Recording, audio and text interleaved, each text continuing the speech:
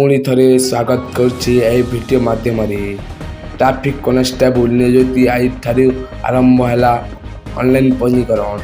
यही अपडेट को जानापी वीडियो को शेष पर्यंत देखंतु ओ शेष लाइक करी चैनल को सब्सक्राइब करंतु। आज अपडेट कौन रही चलतु जाना। पुलिस विभाग में कार्यकारी करथिबा इच्छुक थिबा प्रार्थी आसी एक बड़ सुजोग। राज्य सरकार वाणिज्य और परिवहन विभाग में राज्य परिवहन कर्तृपक्ष एसटीए अधीन ट्राफिक कनेस्टेबल को नियुक्ति दिज्व। एने निकट में ओडिशा कर्मचारी चयन आयोग ओएसीसी पक्षर विज्ञप्ति प्रकाश पाइथिला बेले आज ऑनलाइन पंजीकरण प्रक्रिया आरंभ हेब।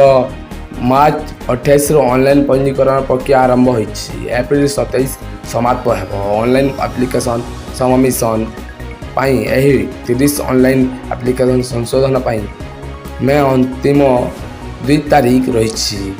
प्रार्थी को ग्रुप सी पदरे आरसीएफसी 2017 लेवल 4 अनुसार वेतन प्रदान कर अणसंरक्षणित शिक्षा और सामाजिक क्षेत्र में पछुआ श्रेणी एससीबीसी अनुसूचित जाति एससीसी अनुसूचित जनजाति एससी एसटी वर्ग प्रार्थी पद संरक्षित रही।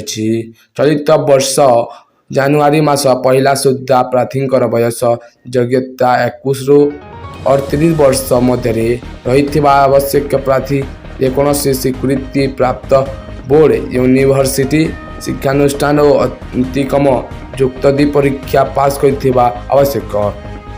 प्रिलिमिनारी लिखित परीक्षा और शारीरिक टेस्ट जरिए प्रार्थी को चयन कर